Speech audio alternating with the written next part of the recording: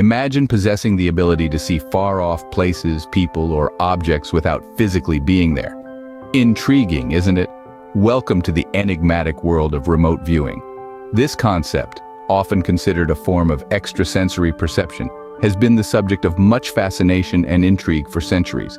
The idea of remote viewing is not new. In fact, it has roots in ancient spiritual and supernatural beliefs. Many cultures throughout history have told tales of seers and oracles, individuals said to possess the power to perceive distant or unseen events. These stories, passed down through generations, have laid the groundwork for our contemporary understanding of remote viewing. In the mid-20th century, this age-old concept caught the attention of a new audience, researchers and scientists. As the boundaries of knowledge expanded, so did the curiosity about the human mind and its untapped potential. Scientists began to explore this phenomenon in a more systematic and scientific setting.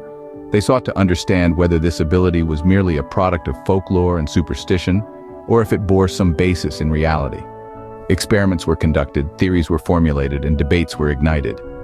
Some researchers argued that remote viewing was a genuine psychic phenomenon, while others dismissed it as a figment of human imagination. Regardless of the varying perspectives, one thing was clear. The concept of remote viewing had transitioned from the realm of mystical speculation to a subject of empirical study. While remote viewing might sound like something out of a science fiction novel, its journey from a mystical concept to a subject of scientific study is nothing short of fascinating. Stay tuned as we delve deeper into this enigma and uncover the intriguing tale of remote viewing research. As the 1970s rolled in, so did a new era of exploration, one that ventured into the realms of the mind.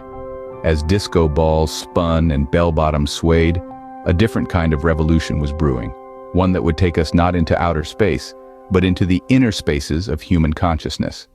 This was the birth of remote viewing research, sponsored by none other than the United States government. The Stanford Research Institute, known for its groundbreaking work in various scientific fields, became the birthplace of this intriguing research. Why Stanford, you may ask? Well, it wasn't just the institute's reputation that made it the perfect candidate.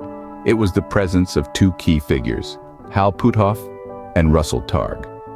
Puthoff, a physicist with an interest in quantum mechanics and its potential links to consciousness, joined hands with Targ, an engineer and laser physicist. Together, they embarked on a journey into the uncharted territories of the mind, hoping to unlock its hidden potential. Their goal? To investigate whether individuals could perceive information from distant locations or future events, a phenomenon they dubbed remote viewing. This was not about crystal balls or fortune tellers, but serious scientific inquiry into the capabilities of the human mind.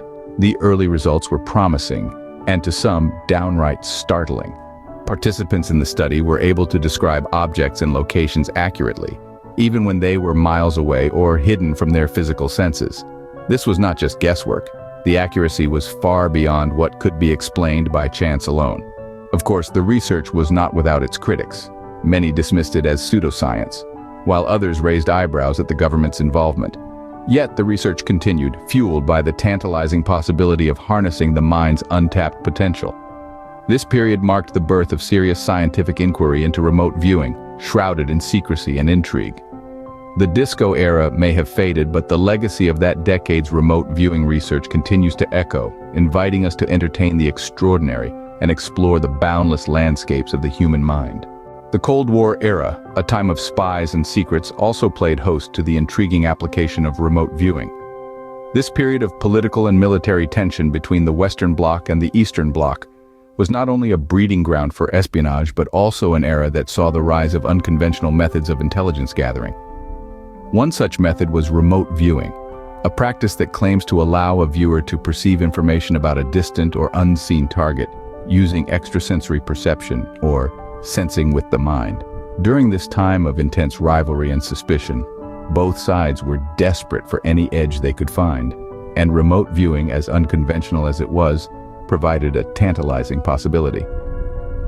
Enter Project Stargate, a program initiated by the US government in the late 1970s. The objective? To investigate the potential for psychic phenomena in military and domestic intelligence applications. Yes, you heard it right. The government was officially dabbling in the realm of the psychic, Project Stargate aimed to perfect the art of remote viewing and use it as a tool for espionage. The project involved a team of individuals who claimed to possess psychic abilities. These individuals were trained and guided to harness their abilities to remotely view locations, events, and information of interest to the government. Despite its ambitious objectives, the results of Project Stargate were mixed. Some reports suggest successful remote viewing sessions, while others dismiss these claims as mere coincidences or misinterpretations. The project was eventually declassified and discontinued in the mid-1990s due to a lack of clear, demonstrable results. And yet, the existence of such a project is a testimony to the lengths governments were willing to go in the quest for information and advantage. The Cold War may have ended, but the legacy of Project Stargate and its clandestine operations continues to intrigue.